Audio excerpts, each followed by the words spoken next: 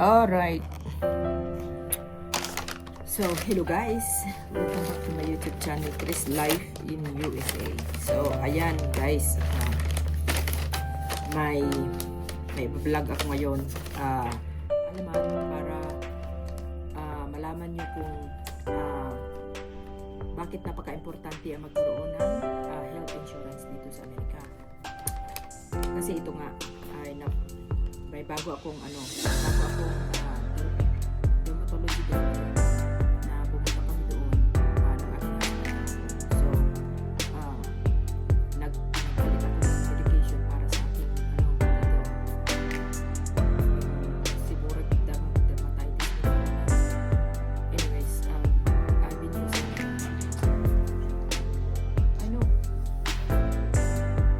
shoot boiling over na pala.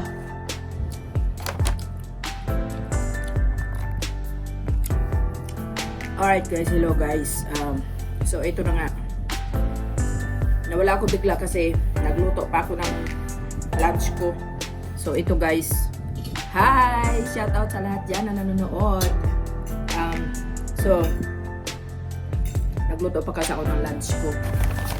Lunch ko pala guys ay gawa ito sa ramen noodle na with millets and brown rice. So, nilagyan ko ng ham and vegetable. So, just a simple lunch.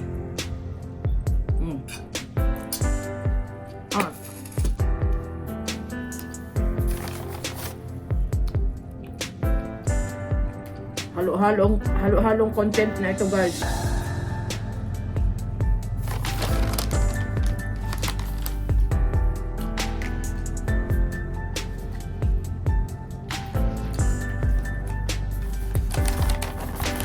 Anyways,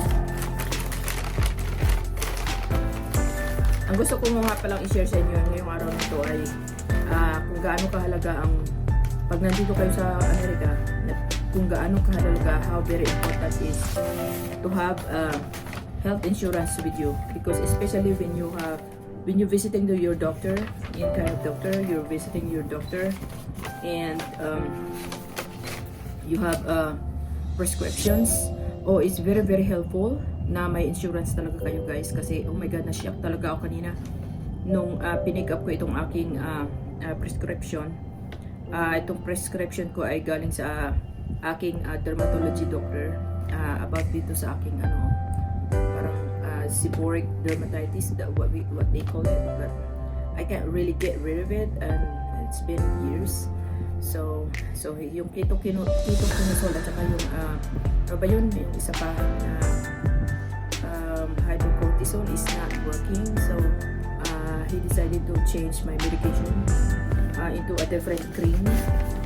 Pero guys, i-reveal ko sa inyo kung gaano talaga yung bayaran niyo pag wala kayong insurance.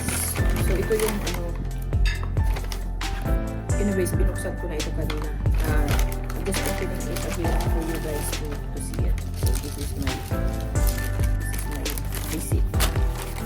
That's the receipt, and then we are going to hindi ko na i-disclose kung sino yung aking doctor, but anyways, ito yung aking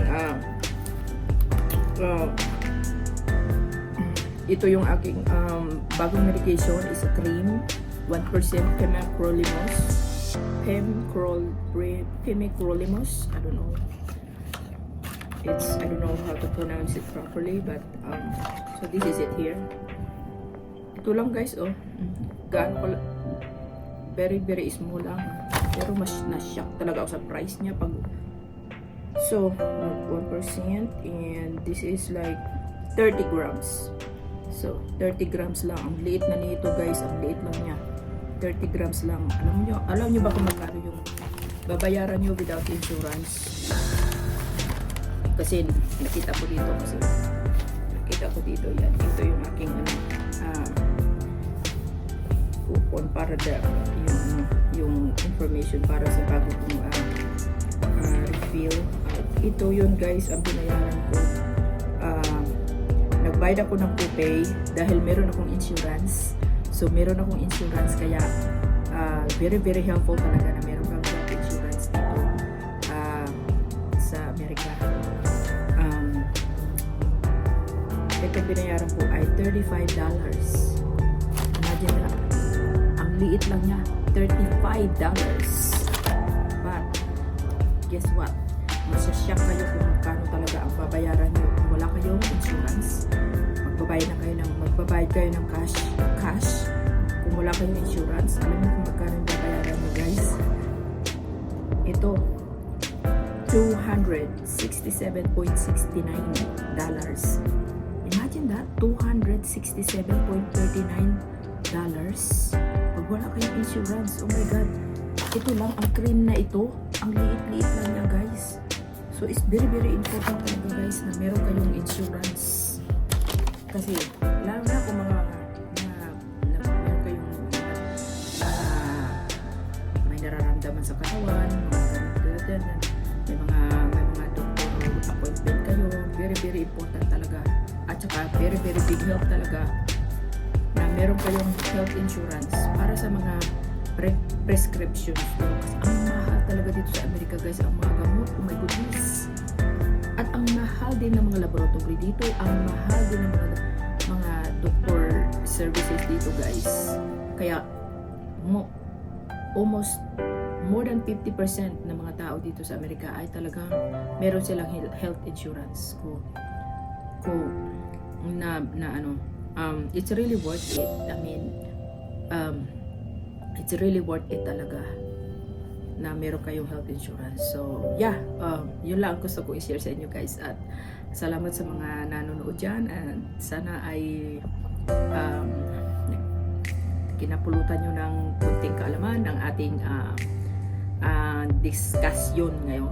O, diba? Yaw-yawan time. Salamat sa inyo lahat yan, guys. Kung kayo ay taga US na nanonood ngayon, comment sa baba, guys. And tell me sa mga anong mga insurance na tell me kung meron kayong mga insurance or something like that na gusto niyo i-share, at saka may gusto kayong itanong, comment down below, guys, kasi nag-change nga pala ako ng health insurance, guys. Kaya it's been only mag-iisang taon pa lang ako nag-change ng insurance. At saka na-found out ko na naka-discount ako ng more than 50%. Hindi siya discount, kundi naka-save ako ng more than 50% na sa pag-change ko ng insurance company. So, yeah. Mga katanungan kayo, guys. Salamat sa inyong panonood. Comment down below. Salamat, guys. At ako'y kakain na ng aking lunch. Diba? Kain tayo, guys. Bye-bye for now, guys. Bye-bye. Salamat sa aking viewers, subscribers, and YouTube friends, and mga premier team support niya. Bye-bye muna. Bye. Pasensya na kayo sa aking itsura, guys. Wake up like this. No. Just kidding. Bye.